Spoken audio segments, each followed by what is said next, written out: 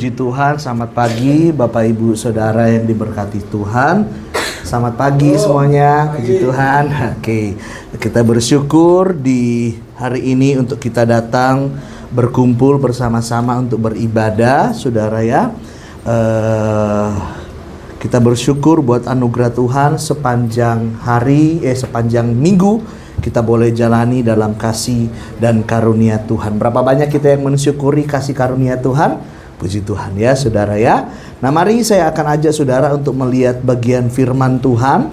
Karena ini bulan kasih sayang, jadi saya membahas mengenai keluarga saudara.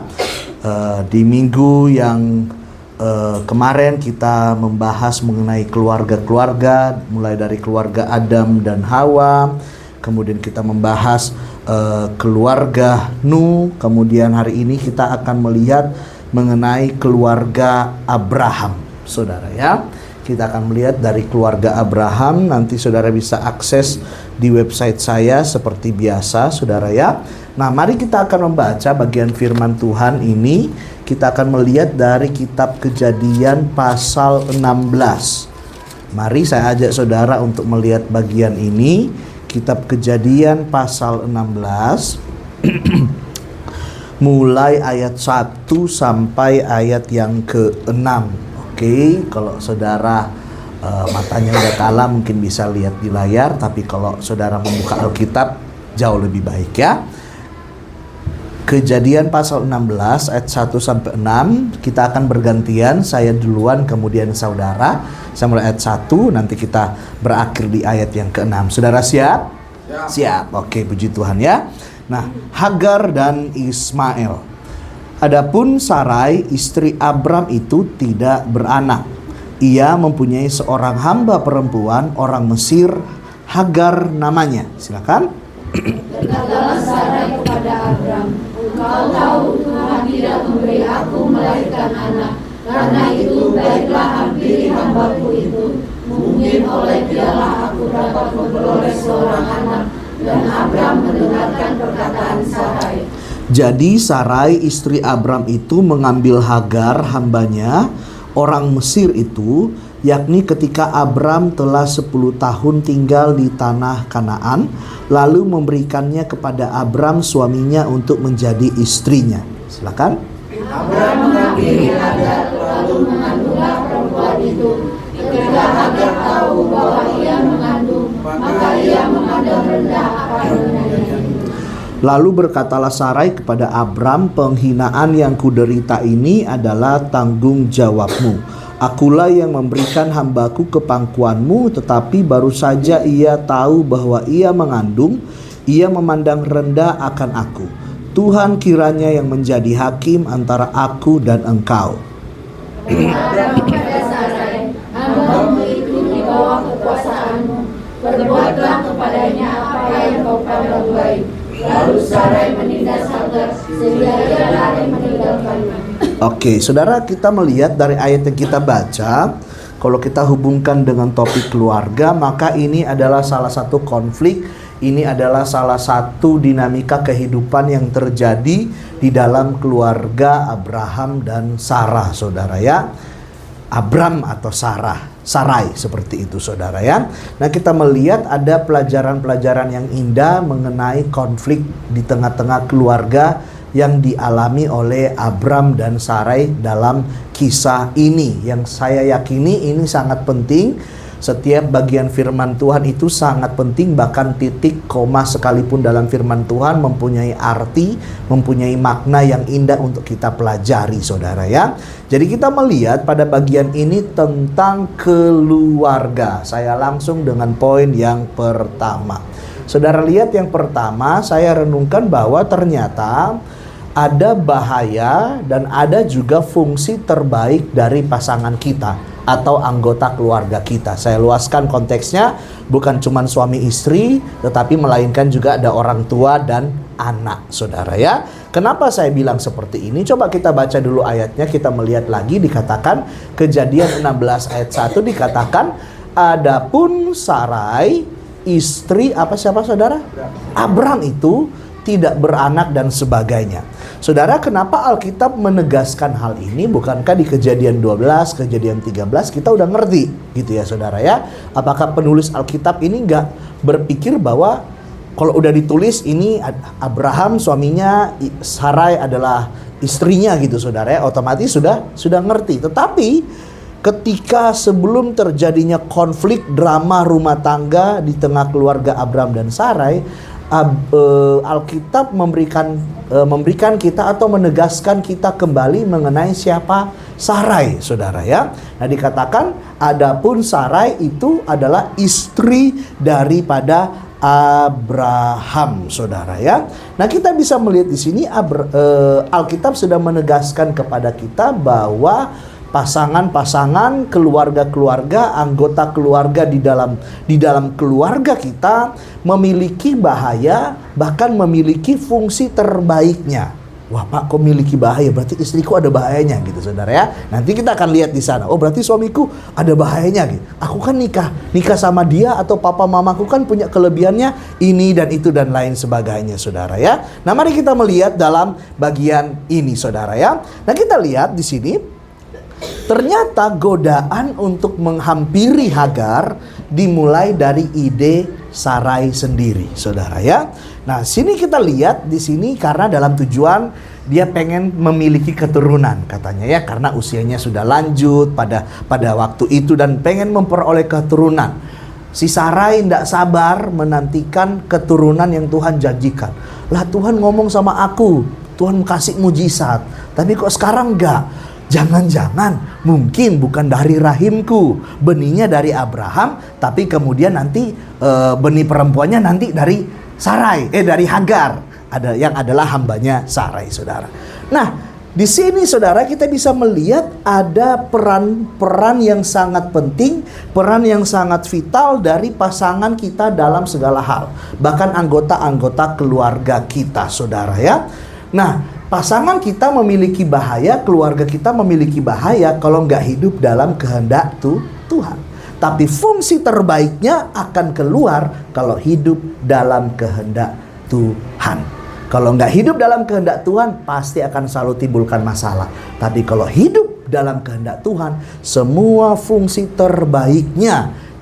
Coba yang datang sama suami, sama istri ya, yang datang sama anak, sama orang tua, tahu kan kelebihan-kelebihannya. Setiap orang punya kelebihan, setiap orang punya kekurangan, saudara. Tetapi saya yakini orang-orang yang ada dalam Kristus, kelebihannya akan muncul, kelebihannya akan bertambah, fungsi terbaiknya akan muncul kalau dia hidup dalam kehendak Tuhan.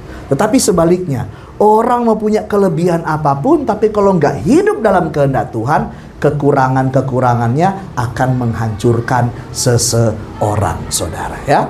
Nah, kita lihat di sini, saudara, Alkitab menegaskan siapa si Sarai katanya sebelum menjelaskan nanti masalah yang akan ditimbulkan oleh si Sarai.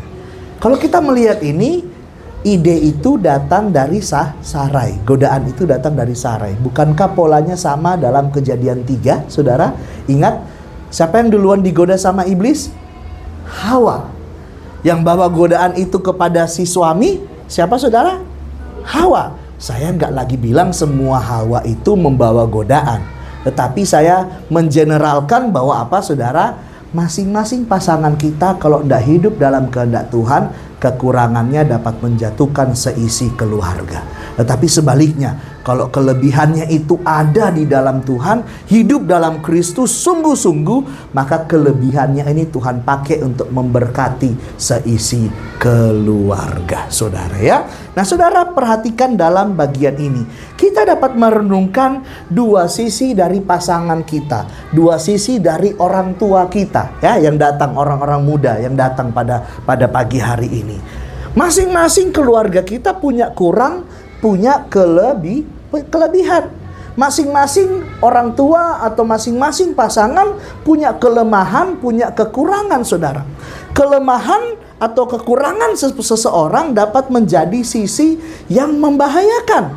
Tetapi sebaliknya, kekuatan atau ketergantungan seseorang dalam keluarga itu akan memberikan hal-hal yang positif, itu akan memberikan jalan-jalan berkat bagi seisi keluarga. Itu saudara ya. Wah, kita mau cari sampai manapun pasti orang tua kita ada kurangnya. Mau cari pasangan kita seperfect apapun pasti ada kurangnya gitu saudara.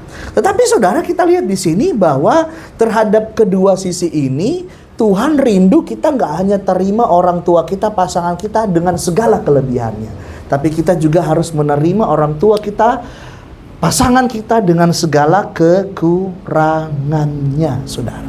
Saya tulis seperti ini. Setiap istri adalah pemberian Tuhan bagi suami untuk menopang suami dalam berbagai keadaan. Dalam Kejadian 2 ayat 18, istri diciptakan jadi penopang buat suami. Bahkan saya imani bahwa istri jadi penopang buat seisi keluarga, buat anak-anak. Gitu saudara, buat anak-anak. Instingnya ibu-ibu jangan diragukan. Saya kemarin sama Bu Gem, udah lama saudara. Jadi ada hal tertentu yang kami lagi gumulkan. Saya kalau pria biasanya kita logis ya saudara ya, timbang. Ini dari sisi ini baik, dari sisi firman Tuhan ini baik. Tapi Ibu Gembala habis berdoa dia ngomong, hatiku tidak sejahtera. Jangan. Gitu saudara ya. Saya dalam hati, saya yang suami, saya yang belajar, saya yang tekunin, kok lu cuman bandingin perasaan aja. Tapi saya ingat dia habis doa. Gitu saudara ya. Akhirnya benar, saya 1-2 hari saya masih menggeliat, gak terima dengan keputusan itu. Tapi kami satu saudara ya, jadi semua keputusannya harus satu. Jadi akhirnya it's okay, saya terima saudara. Benar, 1 minggu kemudian yang disampaikan oleh Ibu Gembala mengenai keputusan kami ternyata jadi masalah saudara, tapi terhadap orang lain gitu saudara. Padahal kami hampir ambil keputusan itu saudara ya. Nah, di satu sisi jangan lalaikan ibu-ibu, insting ibu-ibu saudara ya, insting wanita gitu saudara. Apalagi kalau wanitanya suka berdoa, cinta Tuhan, bapak-bapak kerja, istri-istri doa di rumah, doa di tempat kerja, jaga keluarga, jangan remehkan. Tetapi bukan berarti juga karena istriku ada bapak-bapak kan gitu, istrinya tuh udah jadi kayak jimat gitu saudara. Mama, coba kamu pegang dulu ini, hatimu sejahtera enggak? Oh, hatiku enggak sejahtera Pak. Wah, istrinya udah jadi kayak Tuhan gitu saudara ya. Nah, itu juga salah saudara ya. Tetapi juga kemudian ada dalam bagian lain, kami kemudian pernah sharing dengan salah seorang rekan hamba Tuhan. Istrinya instingnya kurang saudara. Jadi bapaknya, si suaminya yang instingnya lebih tajam, tapi ibunya lebih logis. Kebalik gitu saudara ya, kebalik.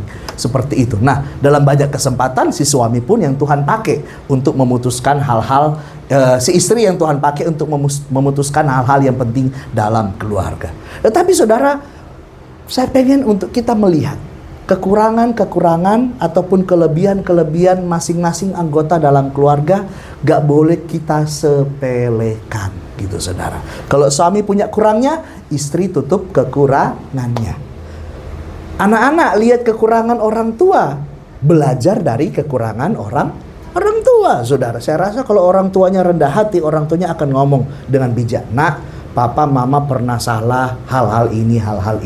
Papa mama berharap kamu ndak ambil pilihan seperti ini, tapi kamu berdoa, gitu saudara ya. Itu kita sedang mengajarkan ke keluarga kita bagaimana kemudian mereka menumbuhkan fungsi-fungsi terbaik di dalam keluarga saudara. Apalagi setiap pria adalah pemberian Tuhan bagi istri untuk memimpin dan memegang otoritas dalam keluarga, gitu saudara. Pria-pria memang diciptakan Tuhan untuk jadi pemimpin, pegang otoritas, tapi dibantu oleh istri sebagai penasehat, saudara. Tapi saudara, saya pengen aja, misalkan si istri jadi penasehat, suami jadi pemimpin. Tapi kalaupun itu tidak hidup dalam takut akan Tuhan, tidak hidup dalam firman Tuhan, nasihat-nasihat si istri akan jadi blunder buat seisi keluarga. Bahkan tidak jarang juga anak-anak Tuhan pakai untuk mengarahkan orang tua, saudara. tua gitu saudara. Anak-anak Tuhan pakai untuk mengarahkan orang tua terhadap keputusan-keputusan. Kadang-kala anak-anak kita polos. Pama, berdoalah sana, ibadahlah sana, tapi mungkin bercanda dan sebagainya. Tapi kita orang tua gitu saudara ya. Orang tua seperti apa? Saya satu kali akan pelayanan, biasanya malam saya akan berdoa gitu saudara. Malam akan berdoa, tapi satu malam saya capek sekali gitu saudara, karena seharian beraktivitas seperti itu saudara. Saya mau ambil gitar, biasanya berdoa di bawah, dan kemudian sudah ambil gitar tapi hati mendua gitu saudara karena capek. Tapi seketika saya mau ambil gitar, Excel nyeletuk, Papa doa gitu saudara ya. Papa doa, karena ini terkait profesi saya sebagai hamba Tuhan gitu saudara ya. Papa doa.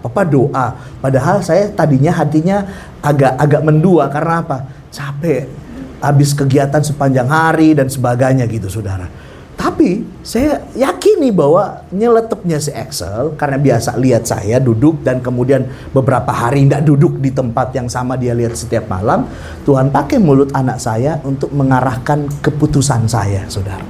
Nah, jadi saya pengen mendorong kita untuk melihat pada bagian-bagian ini. Memang keluarga kita masing-masing pasangan, suami, istri, anak punya kurang.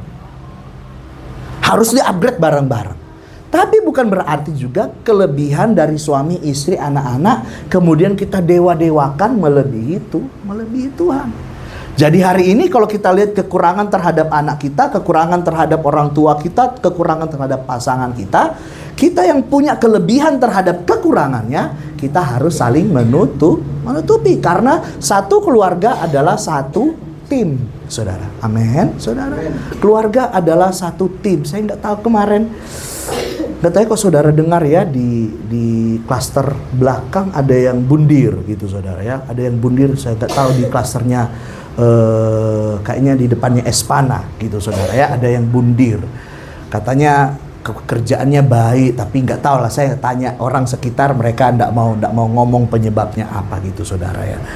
Nah, saya yakini bahwa apa gini saudara, bapaknya yang bunuh diri, anaknya saya tanya umur berapa bu, masih SD. Aduh, anak masih SD udah ngerti itu saudara, udah ngerti gimana luka hatinya gitu, lihat menyaksikan itu saudara. Nah, sama yakini gini, kalau suami cerita semua yang dia gumulkan terhadap istri, misalkan suaminya kelemahannya dalam pergumulan gak kuat gitu saudara ya. Kalau suami istri ada keterbukaan terhadap pergumulan mereka, istri akan tanggap terhadap, saya nggak bilang, oh itu anak Tuhan, nggak anak Tuhan. Saya lagi melihat prinsip ini saudara. Kalau si suami terbuka dengan segala kelemahannya di depan istri manapun akan selalu mencoba menutupi kekurangan, kelemahan gitu saudara. Dan saya yakini bahwa bundir sekalipun nggak akan jadi solusi yang akan diambil. Karena saya ngomong sama potong rambut, orang bunuh diri itu orang yang paling egois di muka bumi, tidak pernah mikir keluarganya dan sebagainya gitu saudara. Nah, mari kalau kita melihat ini sebagai keluarga, kalau ada kelemahan pasangan kita, kalau kita ada keterbukaan satu dengan yang lain, orang tua anak ada keterbukaan satu dengan yang lain, ngomong seadanya, ngakuin kelemahannya. Pama, kekuranganku ini, istriku kekuranganku ini, suamiku kekuranganku ini, tolong kamu handle, tolong kamu tutup kalau aku lagi tidak sadar, kalau aku lagi nunjukin kekurangan. Saya percaya tidak akan ada kisah-kisah yang tragis seperti ini saudara. Karena apa? Suami istri, orang tua anak jadi satu tim untuk nopang rumah tangga. Ada amin saudara? Amin. Ada amin.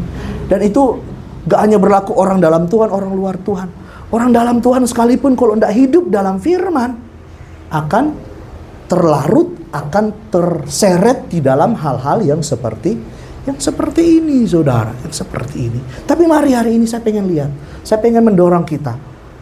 Memang ada kelemahan kekurangan dari pasangan kita, tapi itu selalu bukan menjadi alasan untuk meremehkan, untuk menjatuhkan.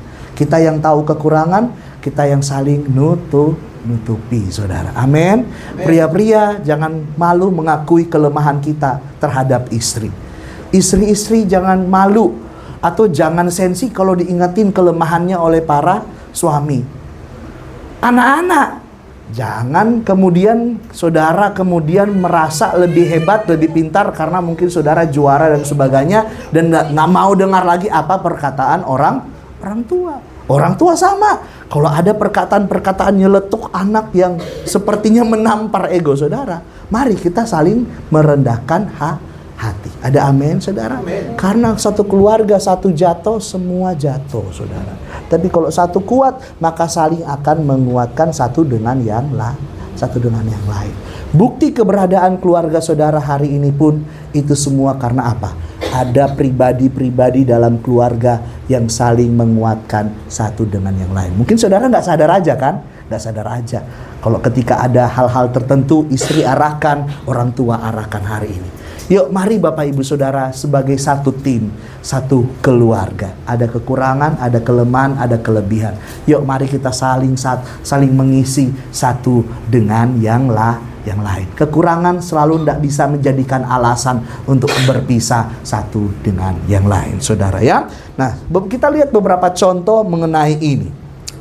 Bahaya dari kekurangan pasangan atau orang tua kita tidak untuk kita biarkan atau tidak untuk kita diamkan. Pak, dari pabrik, setelan pabriknya udah kayak gitu, masih pacaran modelnya udah kayak gitu. Pak, susah anakku Pak, dari lahir udah modelnya kayak begini gitu saudara ya. Nah tetapi ini kemudian saya percaya itu sengaja Tuhan taruh di tengah keluarga supaya bawa saudara bergumul, supaya bawa saudara hidup mendekat kepada siapa?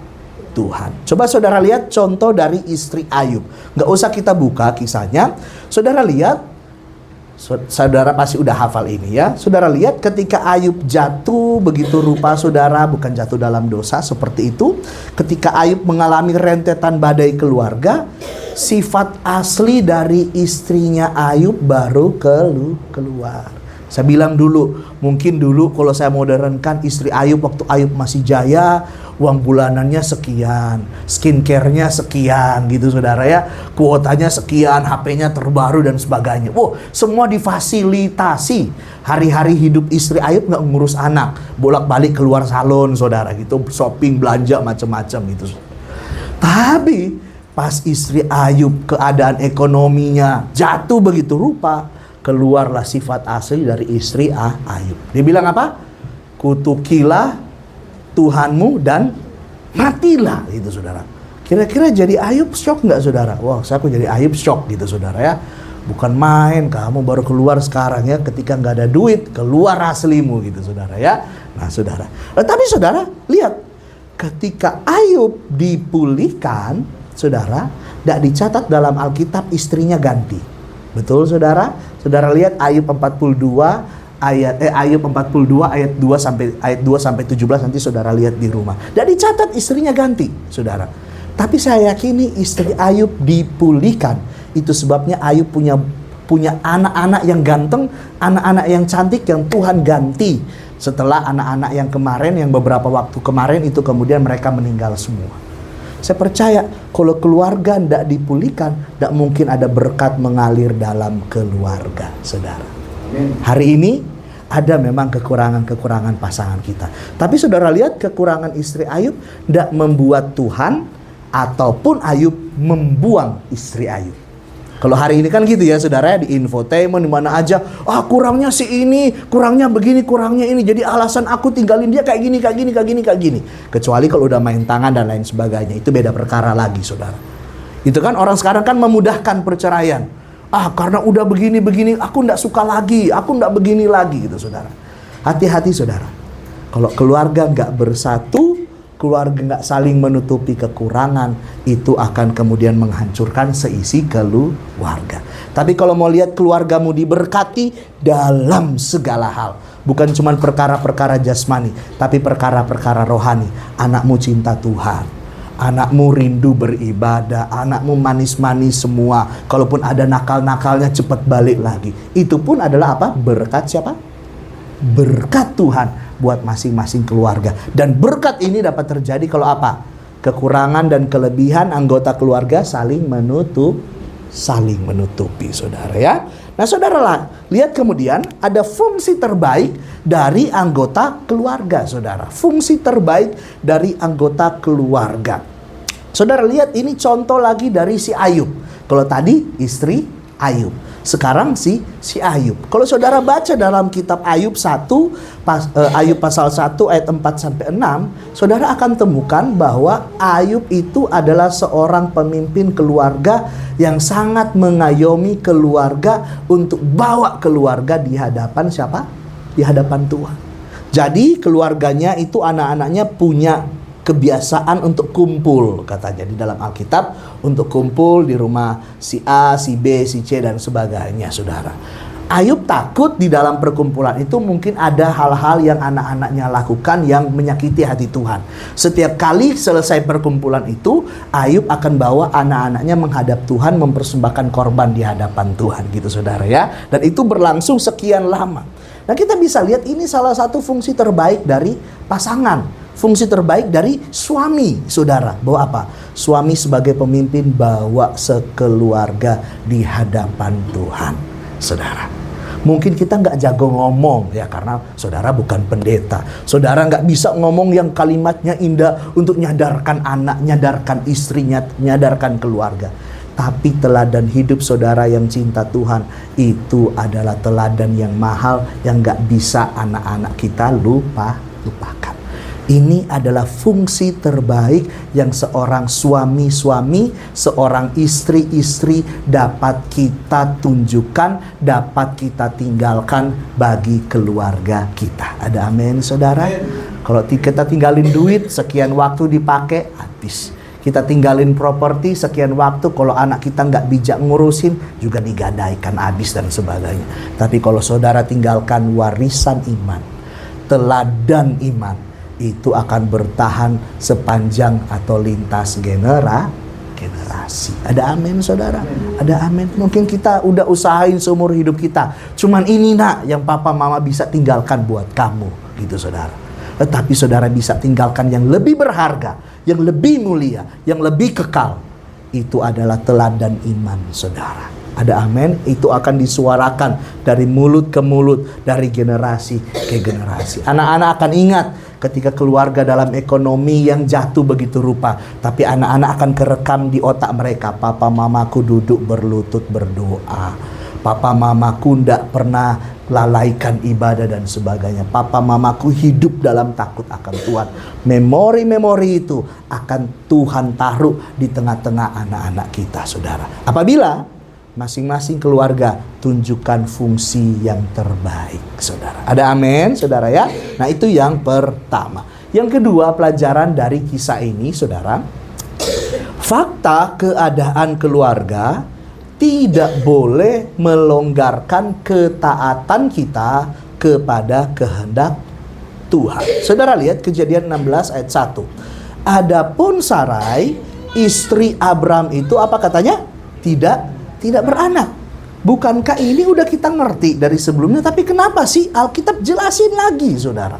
Karena saudara, karena fakta yang dimiliki oleh si Sarai ini, karena dia nggak beranak ini, saudara, atau dikatakan dia mandul, itu yang menggerakkan idenya, itu yang membuat dia kasih ide ke Abraham untuk kemudian hampiri Hagar gundiknya, Hagar budaknya, maksud saya, saudara. Jadi saudara lihat, Hawa nggak bisa, Sarai nggak bisa terima kenyataan hidupnya bahwa dia mandul, saudara. Dia nggak bisa terima itu. Itu sebabnya muncul idenya untuk kemudian tawarkan begitu rupa kepada Abraham. Sarai di sini saya lihat, Sarai nggak bisa mengelola fakta hidupnya yang dia anggap merugikan dia, gitu saudara. Bahkan saudara kita bisa melihat di sini bukannya Sarai bersandar dan berharap kepada Tuhan, karena sebelumnya kan Tuhan sudah berjanji. Kalau Tuhan yang berjanji, walaupun faktanya si Sarai ini mandul, maka itu adalah urusannya Tuhan. Tuhan bekerja tanpa mempedulikan fakta yang sedang terjadi di tengah-tengah kehidupan saudara hari ini, saudara.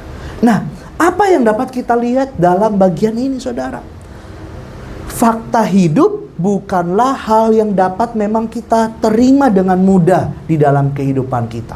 Apalagi kalau fakta hidupnya merugikan kita. Itu saudara. Wah, dulu pas saya tahu keluarga saya broken home, ayah saya tinggalin rumah 4 tahun, usia remaja. Susah saudara terima kenyataan itu. Susah pontang-panting gitu saudara ya. Pontang-panting begitu rupa. Hidup dalam dosa dan sebagainya, mempertanyakan jati diri saudara.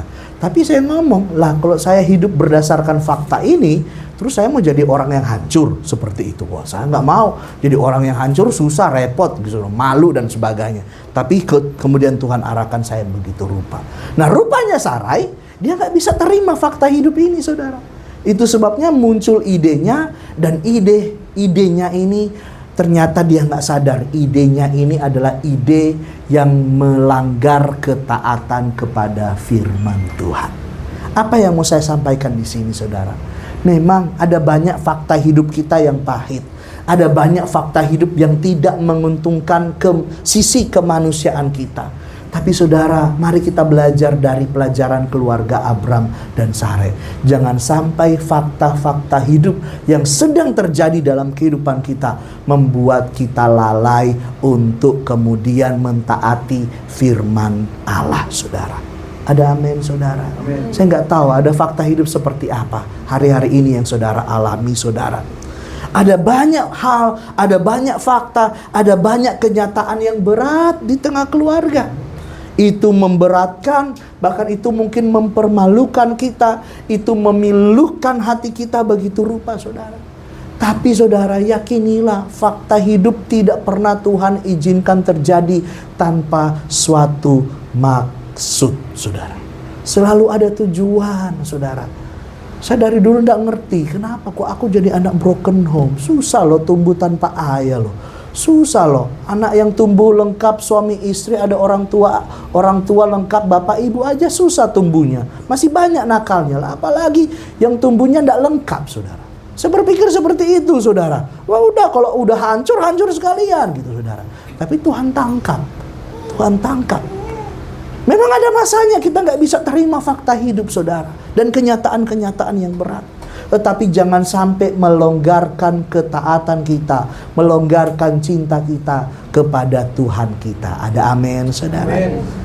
Fakta-fakta apa sih yang bisa terjadi dalam keluarga? Suami istri bisa luntur cintanya. Seiring waktu berjalan 5 tahun pertama, manisnya nempel kayak perangko gitu, saudara ya.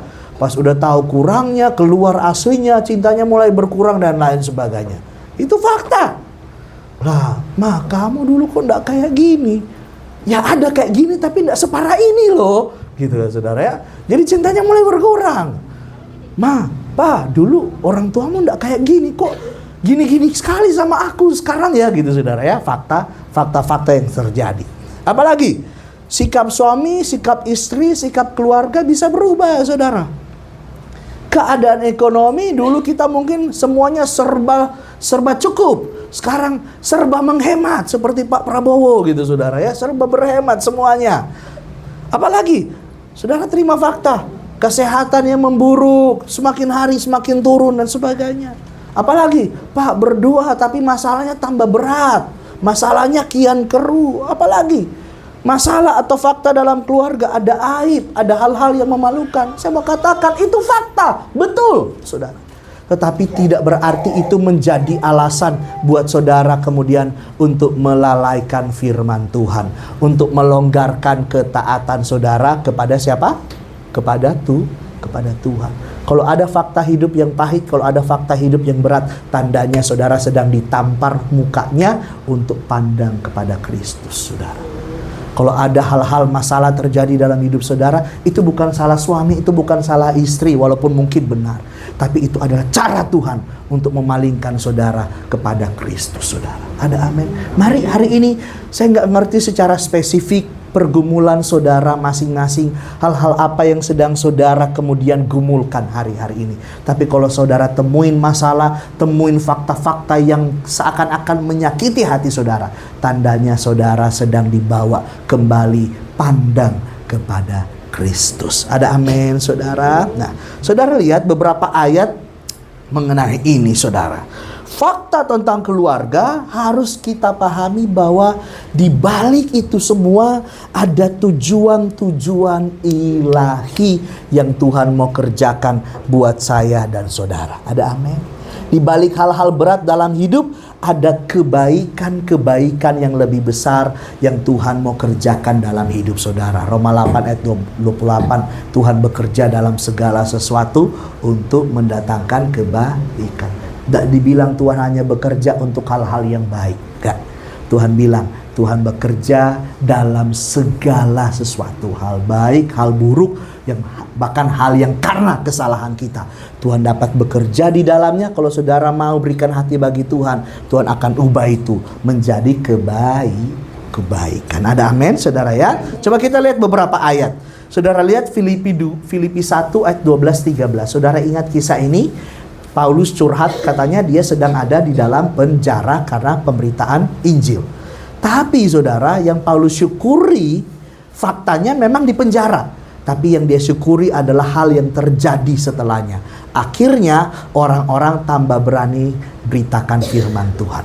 Nah, gimana bisa bersuka cita dalam penjara? Bisa nggak saudara? Waktu COVID aja bisa nggak bersuka cita?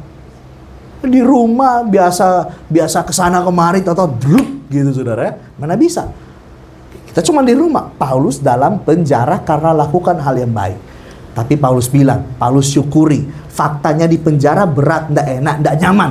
Tapi Paulus justru syukuri. Karena apa? Itu membuat orang lain tambah bersemangat memberitakan firman Tuhan.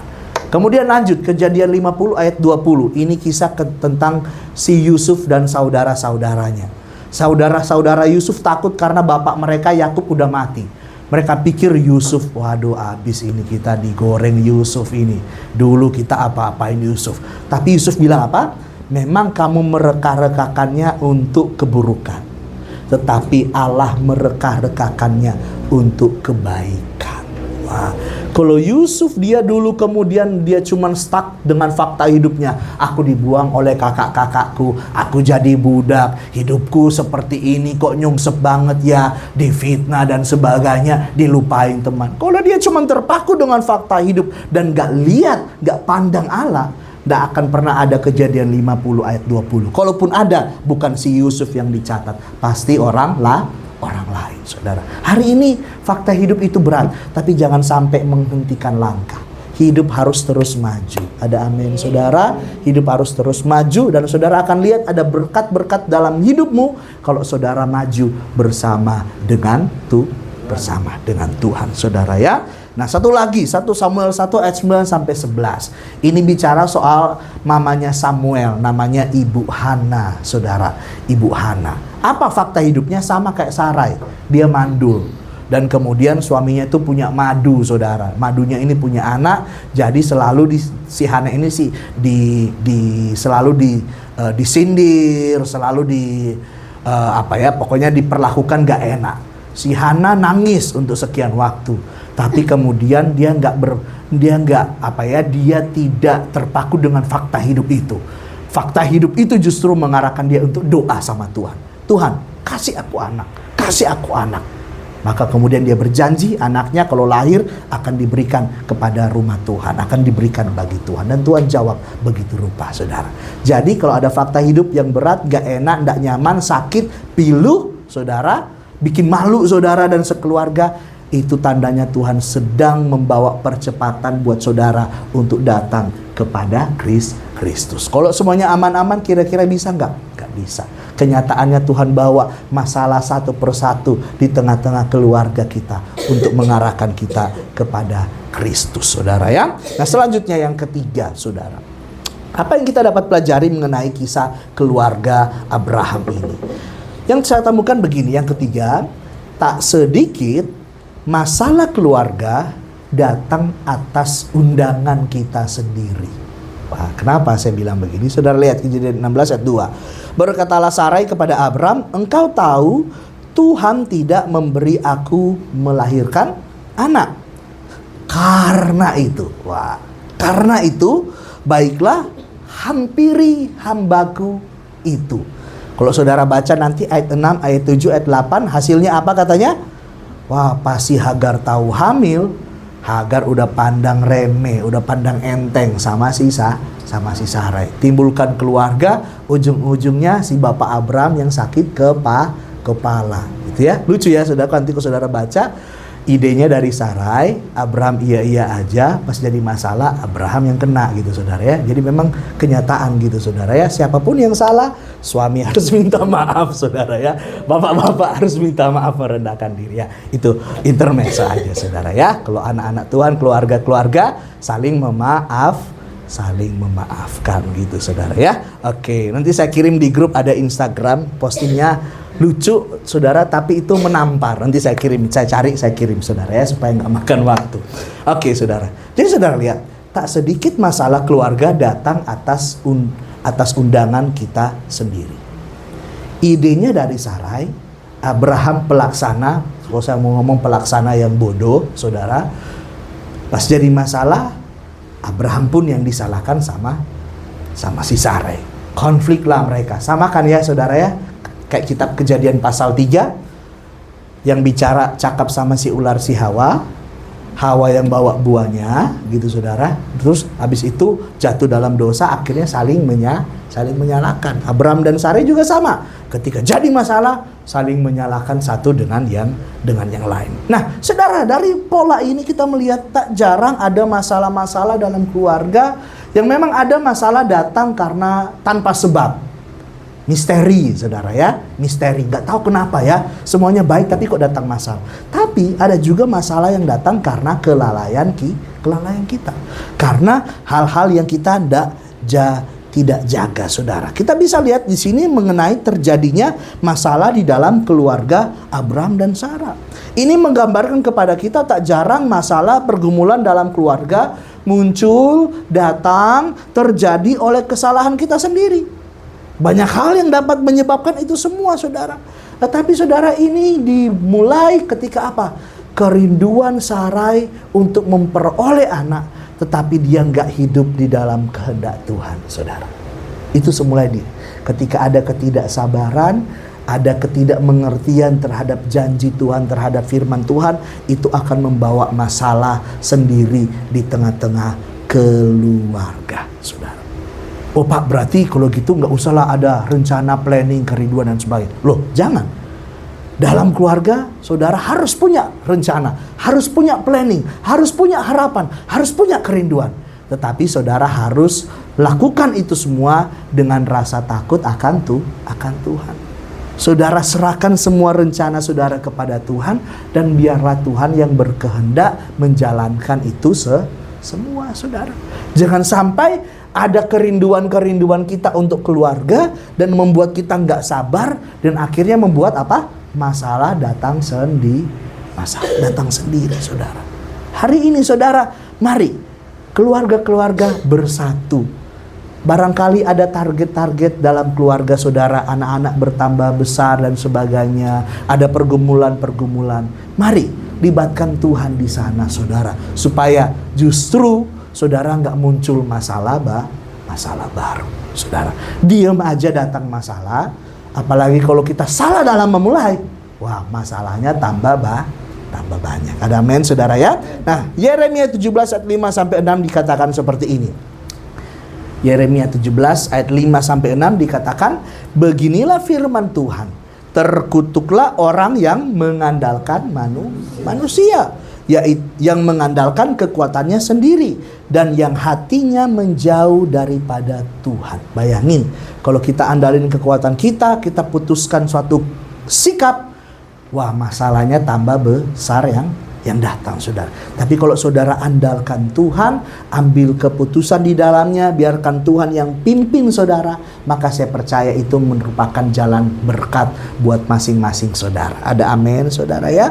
Nah saudara, kita lihat di sini yang terakhir mengakhiri bagian ini saudara ya. Yang keempat, apa yang dapat kita lihat di sini mengenai keluarga Abraham dan Sarai.